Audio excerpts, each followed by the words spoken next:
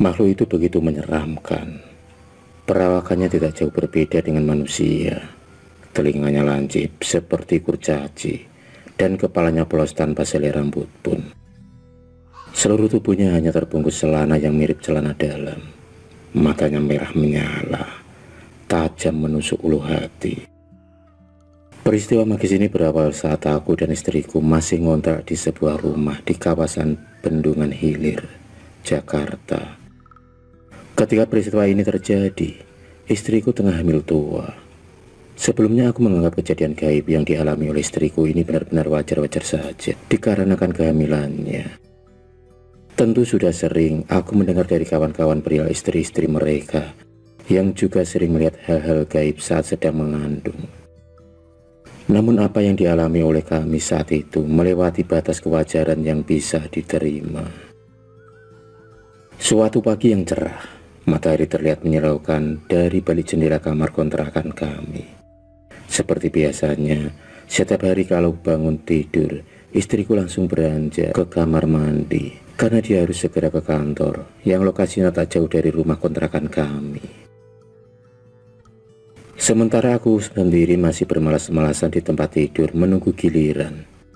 Biasalah, perempuan memang selalu lama jika di kamar mandi. Entah berapa kali ia menggosok tubuhnya dengan sabun. Tiba-tiba aku dikejutkan oleh teriakan histeris oleh istriku dari kamar mandi yang membuatku setengah melompat turun dan berlari menuju ke kamar mandi tempat istriku berteriak-teriak. Tiba di situ, aku mendapati istriku yang pucat pasi, seperti telah melihat sesuatu yang benar-benar membuatnya sangat ketakutan. Mulutnya menganga, dengan mata yang terbelalak tak berkedip. Aku segera memeluk dan berusaha menenangkannya. Setelah beberapa saat lamanya, istriku tenang oleh segelas air putih. Dia kemudian menceritakan apa yang baru saja dialaminya. Ternyata, dia melihat sesosok ular besar di dekat bak mandi, dan ular tersebut sangat aneh bentuknya. Ular besar itu hanya terlihat setengah badan, sedangkan bentuknya berupa asap yang sangat tebal.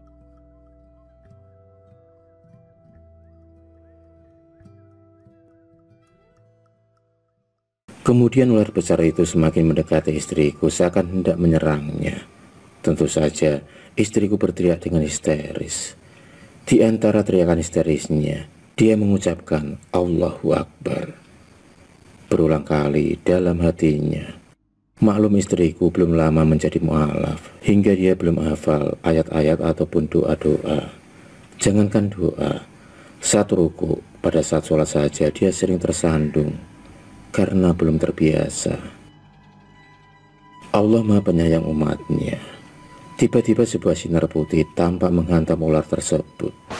Itu sebelum sempat melukai istriku. Entah dari mana datangnya, sinar putih itu tiba-tiba saja menyambar badan ular yang tengah menjulur mendekati istriku. Ular itu pun menghilang bersama dengan hilangnya sinar putih tersebut dari pandangannya. Semua kejadian itu berlangsung dalam sekejap, seperti sebuah film pendek di televisi. Dalam hatiku berucap terima kasih untuk sinar misterius yang telah menyelamatkan istri dan jabang bayiku. Walau setelah dia menceritakan kejadian itu, aku pun mendapatkan serangan omelan yang cukup panjang dari istriku.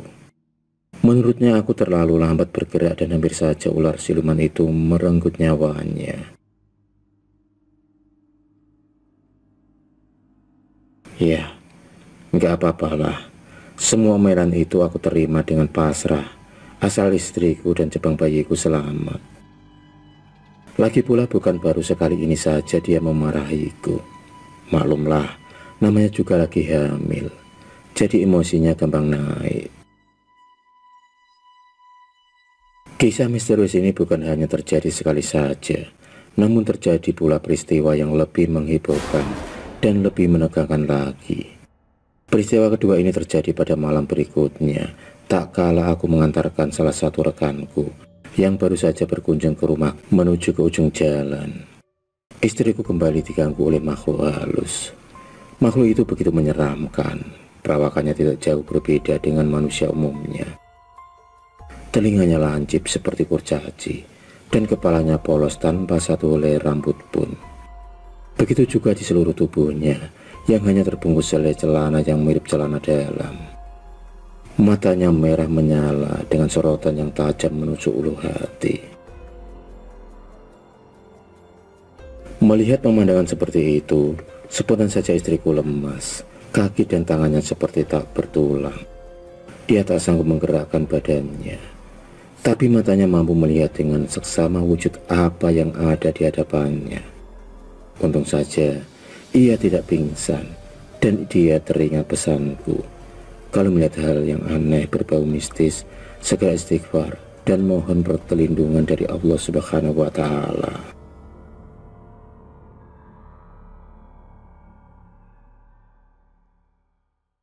Sinar putih misterius itu kembali muncul lagi, sama seperti sebelumnya, saat istriku hampir dicelakai oleh siluman di kamar mandi.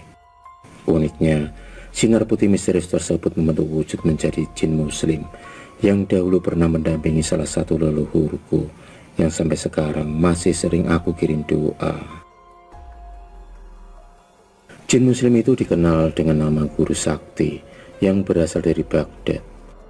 Beliau telah berusia ribuan tahun, di mana aku sendiri kurang begitu tahu berapa usia tepatnya.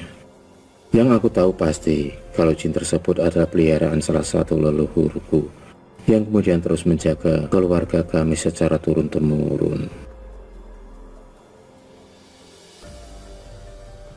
Assalamualaikum. Sapa jin tersebut tetap dengan keramahan dan wibawanya. Istriku pun menjawab salam dari jin tersebut dengan gemetaran dan menatap makhluk aneh itu.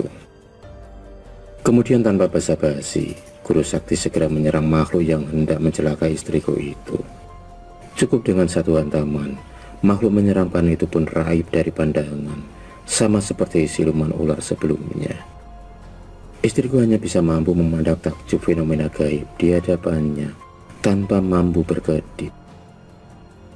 Setelah itu, Guru Sakti berpamitan kepada istriku sebelum ikut menghilang begitu saja seperti makhluk menyeramkan itu.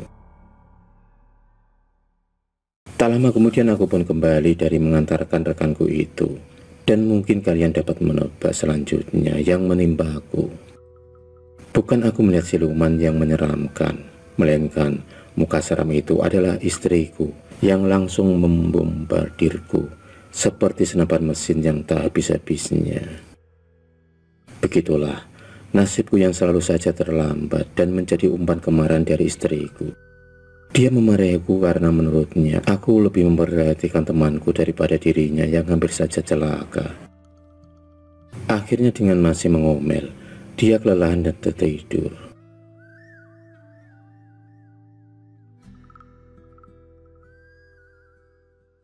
Waktu menunjukkan pukul 00.30. Segera aku pun melaksanakan sholat hajat 2 rakaat guna meminta petunjuk dari Allah Subhanahu wa Ta'ala apa yang sebenarnya sedang terjadi pada istriku. Adalah suatu keanehan jika 2 hari berturut-turut istriku hampir saja dicelakai oleh 2 makhluk aneh.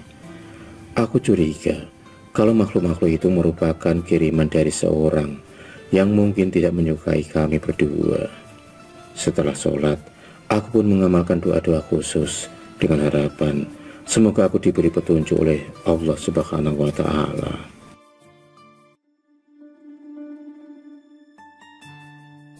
Akhirnya dengan masih mengomel, dia kelelahan dan tertidur.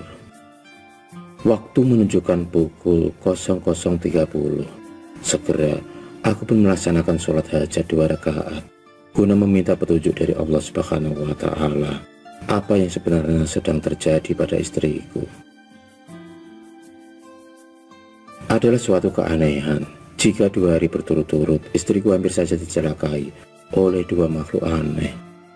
Aku curiga kalau makhluk-makhluk itu merupakan kiriman dari seorang yang mungkin tidak menyukai kami berdua. Setelah sholat, aku pun mengamalkan doa-doa khusus dengan harapan semoga aku diberi petunjuk oleh Allah Subhanahu wa Ta'ala. Dikarenakan kantuk yang mendalam, aku pun tertidur. Tanpa aku sadari, alhamdulillah, saat aku tertidur itu, aku mendapatkan petunjuk mengenai peristiwa yang menimpa istriku. Di dalam mimpiku aku ditemui kakekku yang berada di kampung. Beliau datang dengan mengenakan jubah dan sorban putih, serta didampingi oleh seorang yang tidak begitu jelas. Namun karena kekuatan doa-doa yang biasa aku amalkan, orang yang bermaksud mencelakai aku tidak mampu mendekatiku, dan akhirnya dia marah dan menyerang istriku.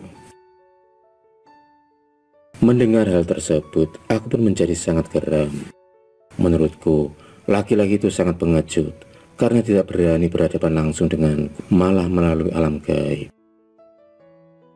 Awalnya aku hendak membalas semua perbuatannya, namun kakekku mengingatkanku untuk lebih mendekatkan diri saja kepada Allah Subhanahu wa Ta'ala.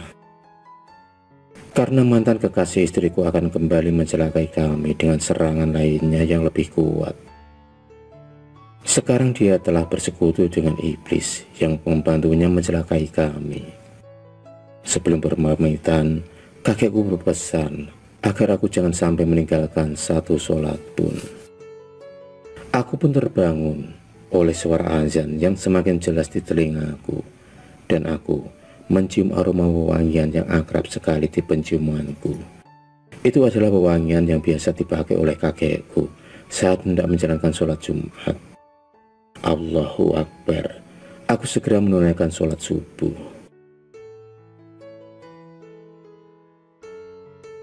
Seusai menunaikan sholat subuh, aku pun mengambil sebilah keris pusaka peninggalan dari leluhurku.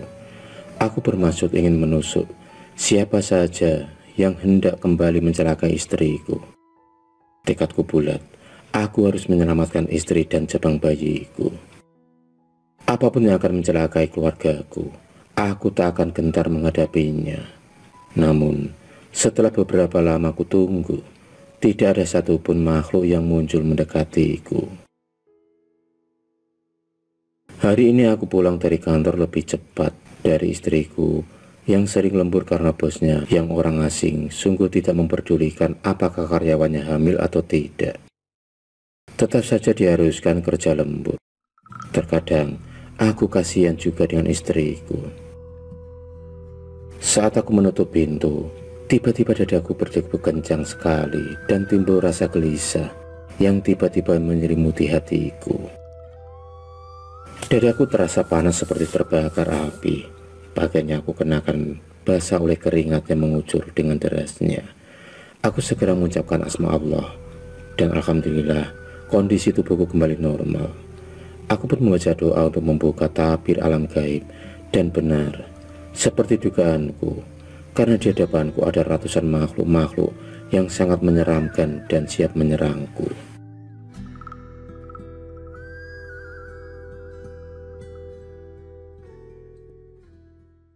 Tanpa berpikir panjang, aku segera merapal ilmu si gentar alam.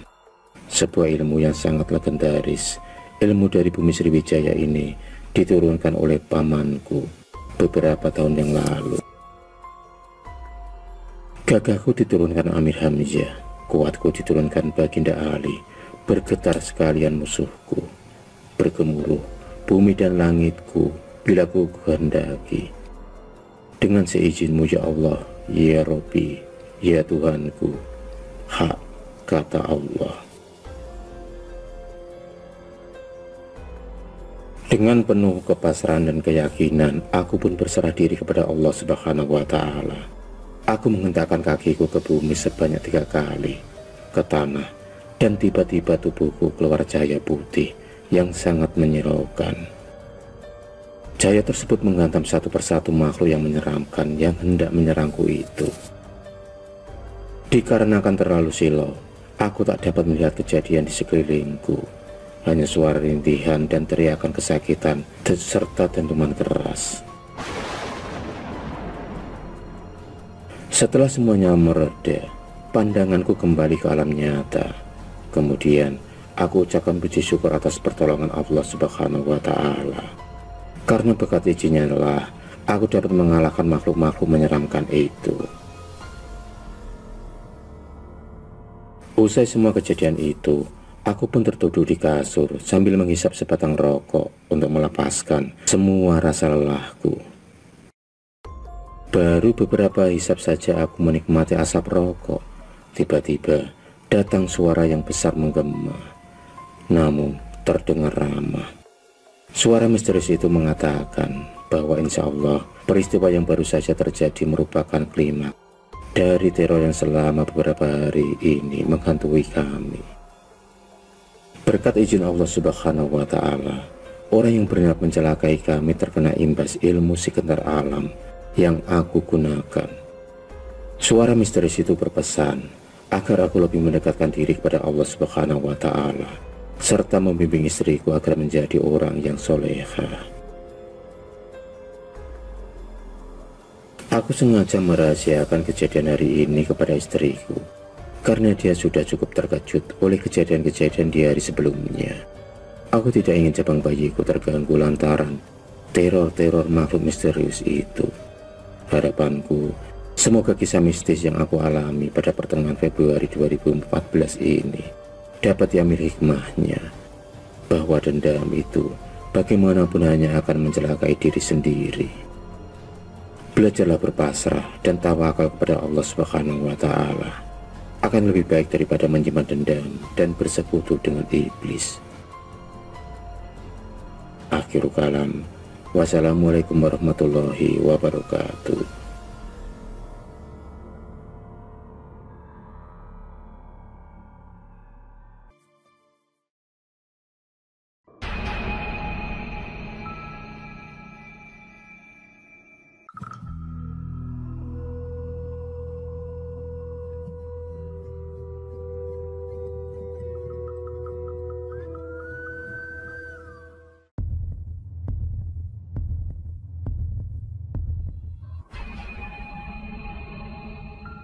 Terima kasih sudah menonton video cerita bergambar ini.